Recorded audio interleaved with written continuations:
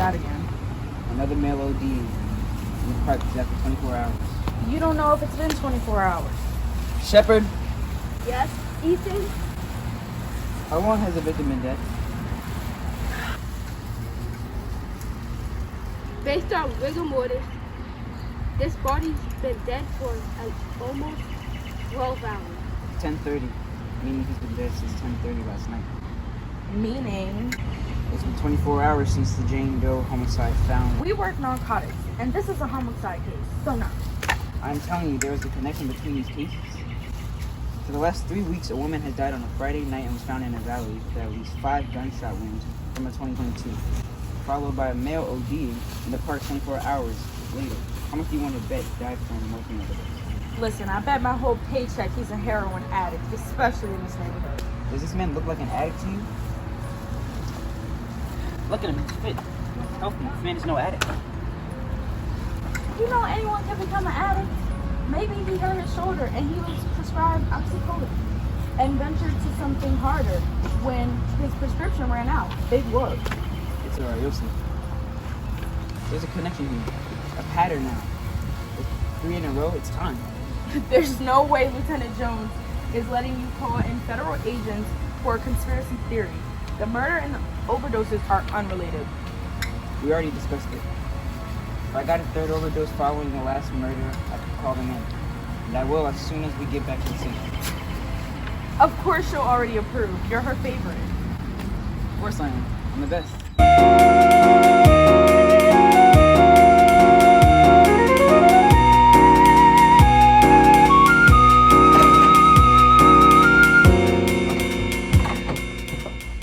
Now that everyone is here, let's get started. I have been looking into the possible connection between the murders and the overdoses that have been occurring here in Philly for the last 3 weeks. Having this happen 3 times in a row makes this serial overdoses, in our case, and murders of young women for homicide. A woman gets shot and dumped on Friday night, and a man ODs in the park for the following Saturday. I have been given the opportunity to invite a few federal agents from Quantico to help us tie these cases together. Supervisor Special Agents Dwight and Dwight. Dwight and Dwight? Detective Torrea and Dr. Tierra are sisters. Thank you for inviting us, Detective Bullock. We reviewed your case on the flight over, and we do see a potential connection between your overdoses and homicide cases. We would need to know more about the victims and the evidence collected to confirm this insight, and possibly form a behavioral profile of your killer. What do we know about the victims so far? Not much, because half of the cases are overdoses while the others are classic homicides. The 2 departments haven't communicated much regarding the cases.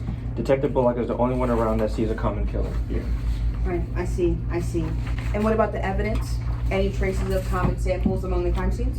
Our forensics department is already backlogged with the cases that we know that fall within our jurisdiction.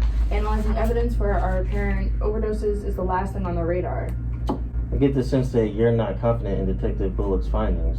Do you need to be assigned to another case? I feel as though, as a task force, we all need to be dedicated to finding the truth. I'm sorry, Peter, is it? I don't know. I don't think. Are you new here? Detective Hayward should be here. I am operating on a hunch, and her difference in opinion will give the task force perspective. Well, it's your investigation. You're taking the lead on this, so it's your call. I am? This is your case, your task force. Sanchez, the Squint, and I are here to help. Sanchez and I will go wherever you need. Squint will stay in the lab to expedite and supervise analysis of the evidence. If there's a connection between these cases, we'll find it. All right then, boss. What's the plan? Detective Vaughn and Detective Hayward will interview the families of the overdose victims. We'll stay at the lab and review evidence from the last 6 crime scenes to find a possible connection between the cases of any information that can be recovered from whoever the offender may be. And what about you? I'll hang here at the office mapping our leads and collecting the information from you as you receive it. I'm going to need to convince a lot more than Detective Hayward of my theory if we are going to get the help we need to catch this killer. Sounds good.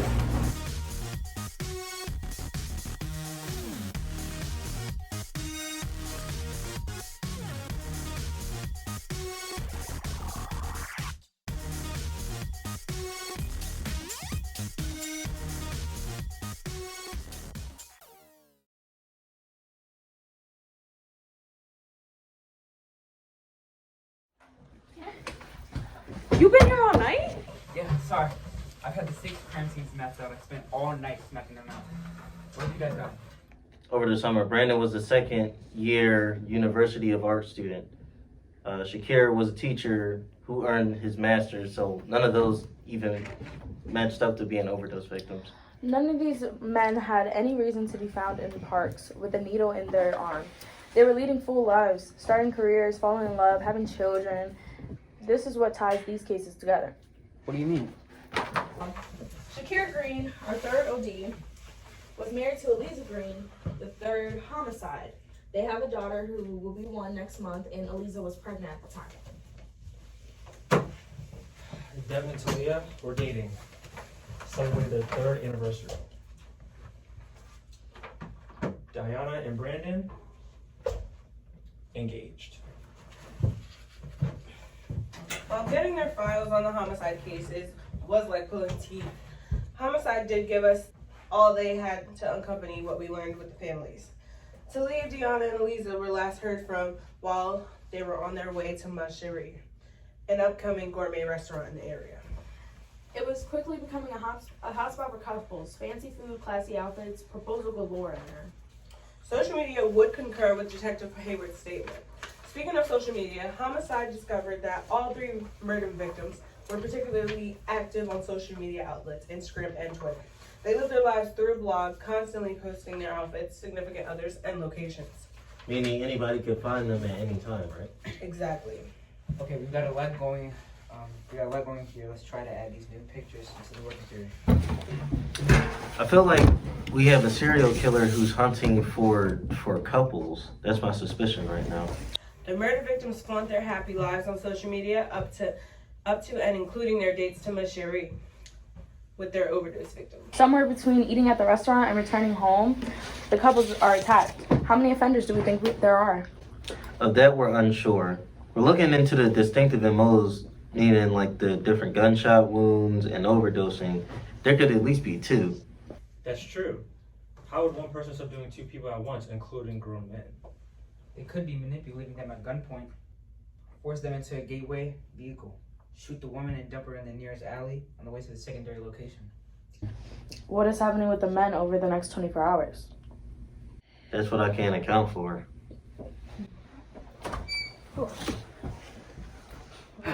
All right. Hi. You're late. As usual. Well, looking up there, I am right up to speed. So, the first place I went was the medical examiner's office. There, in looking at victim number 5, Miss Green, we realized that she was pregnant. In looking at that fetus DNA, we realized that it shared DNA between Miss Green and Shakir Green, showing that they were in fact married. I knew between your interviews, you all would figure out that our other couples were related, and I see that there.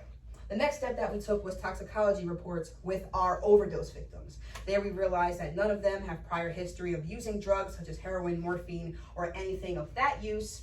So they had no reason to be using those types of drugs, and the amount of morphine in their systems was enough to knock out a horse, meaning they didn't quietly overdose in those places with enough time to fall down and rest peacefully. Clearly they were staged.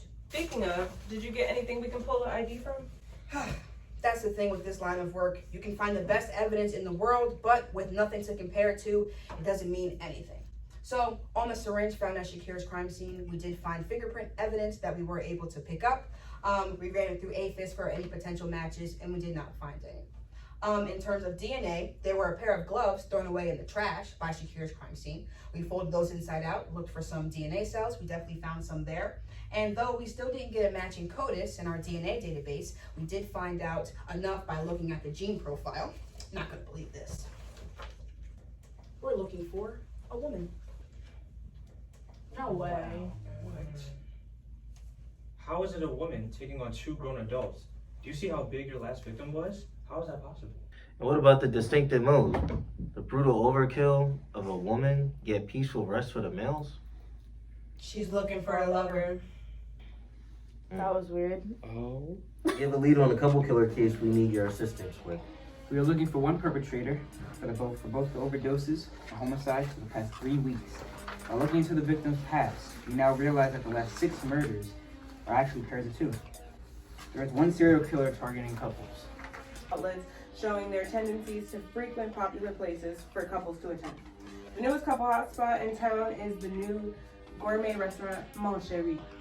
All of our victims went to that restaurant and did not return home. We believe this is where the killer abducts her victims after stalking them on social media. She approaches the couple as they exit the restaurant with a gun, forcing them into her vehicle. Upon reaching her secondary location, she shoots the female and dumps her in a valley. The woman isn't the target here. The man is. The 24 hours between the woman and the man's death is spent with the suspect trying to convince the man to be with her instead. If the man resists her advances, he dies. Despite her actions, she still feels remorse, so she kills the men with an overdose of morphine. She then lays them peacefully in a park as a staged OD, even leaving lipstick marks of a kiss behind. Despite what we do know and the evidence collected at all 6 of our crime scenes, we're still unable to find a match between all of our samples in both APHIS for fingerprints and CODIS for DNA. This means that our perpetrator, whoever they may be, they have been able to stay under the radar enough to keep from getting their fingerprints or DNA collected on arrest. The killer strikes at the same place every week at the restaurant Machete. It's been 5 days since her last pair of murders. She will kill again soon. This is where you come in. We need you all to canvass the area starting today if she visits before the weekend. We also need officers at the restaurant to check for nearby surveillance cameras. There's a possibility she may have been seen lingering around multiple times within the last month. Based on her victims, we believe our suspect is an African-American woman between the ages of 25 and 35.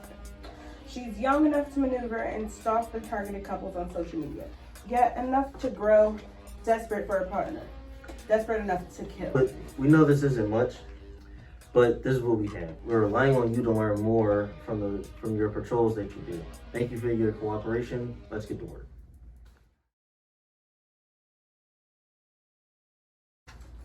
I'm not confident they will be able to find anything with so little going on. What do you mean? We know how, where, and why she kills, but we barely have a physical description to identify her. At this point, every black woman alone in a restaurant is a suspect. It's also unlikely for her to show up on any of the cameras or leave any memorable impressions. She's been using the same hunting grounds for almost a month, no detection. There's nothing in the database showing previous criminal activity, yet she's murdered 6 people. She blends in, thrives under the radar. No one knows who we're looking for, including us. Yeah, it's not our best work as a profile, but all we need is to get that fingerprint or DNA sample in and find the match. Then we do have our perpetrator. Still, we can't drag every black woman in here until we find her, though. How would that make us look as a police department? You do have a point. What do you suggest? A sting operation. Did we just? We can either catch her in her act, bring her in, and when her fingerprints and DNA match what was found at the crime scenes, she won't see the light of day. Sounds like a great idea.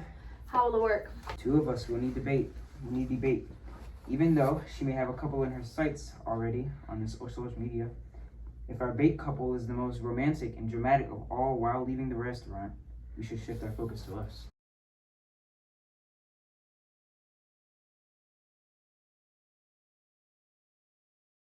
The rest of us will be surrounding the parking lot and ready to fire if needed. 20 to 30s. We wait for her to strike and intercept her before any damage is done. Sounds like a plan. We don't have much to go on physicality, so we're catching her in the act, which is the next best thing. Oh, what a lovely evening. Great day, I take it. Yeah, but I really came here to see you. Oh, you flatter me. You're a little young for my taste, though. Am I? You were about to kill my partner and see if you could take me. You know my work. As do my colleagues. We have the place surrounded. If you move anything, you'll be dead. I'll kill your partner first. No one has to die here. You already murdered 6 people. Now you gotta pay for it. 6? Here? I've been searching for my mate for a long time. In New York, Atlanta, LA, and even Philly. More reasons to end it. Clearly this isn't working out for you very well. Well, Tinder certainly wasn't cutting it either. How many dates can a person go on before you take matters in your own hands? I almost had a good match with Shakir. Too much, he's so stubborn. Quite surprising, even though that sparks didn't fly between a married man with children and the captor who tried to kill and murder his wife. Your sarcasm is turning me off. If you were to make it out of here, how would you survive after killing 2 federal agents, and then you would have to spend the rest of your life in prison? How would you feel after that? Look around, detective. I've been dead already. Might as well take a few down with me. All the good ones are taken. I get that. To be honest, when Sanchez and I first got together, he did have a girlfriend at first. But what's a girl to do, right? The dating pool is a wasteland after 30. Either they don't have a job, they're still in love with their baby mama, they still live at home with their mom. What are we gonna do? We have to make our own opportunities. The list is endless with all their issues. And I'm sure you, on the other hand, you've got everything going for yourself, don't you? I'm sorry, I didn't catch your name. Tiffany, and I do. I'm sure of it. Car, house, job. You're a nurse, right? A traveling nurse. I could tell. You just work so well with those needles. Just enough morphine to ease those men right to sleep. I don't want to hurt them. I know that. He doesn't get it. I don't think men take it lightly to be a drug. All right. Okay. Anyway, he doesn't get it, right? Men. But I do. I can't live with them, and I can't live without them. Right. But we want them, don't we? As much trouble as they give us, we all want a companion to share it with. It's in our nature. And why do the regular women get to have the great men anyway? What did Eliza, Talia, or Deanna have that you don't? Nothing. That's my point. There's no reason they were chosen and not me. I work my entire life for what I have, and the last piece is a man to share it with. And they don't realize what a catch you are. So you catch them. Get their girl out the way, kill them, and you hold on to them and hold them captive until they realize what a great catch you are. If I can't have them, no one can. And while I do see your logic, the point is we can't make anybody love us. We can't kill people's partners and hold the other person captive until they do. Things just don't work that way. And for a minute, I thought you saw where I was coming from. And while I get it, it's just highly illegal. Freeze! Freeze! Freeze! You're gonna be gone for a long time, buddy. I'll be back.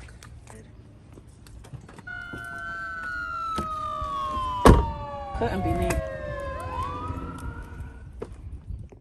Life goes on. I'm hopeful, yes I am hopeful for today. Take this music and use it, let it take you away. And be hopeful, hopeful, and he'll make a way. I know it ain't easy, but that's okay, cause we hopeful. I wish that you could show some love instead of hating so much when you see some other people coming up. I wish I could teach the world to sing, write some music and have them tripping off the joy I bring. I wish that we can hold hands, listen instead of dissing.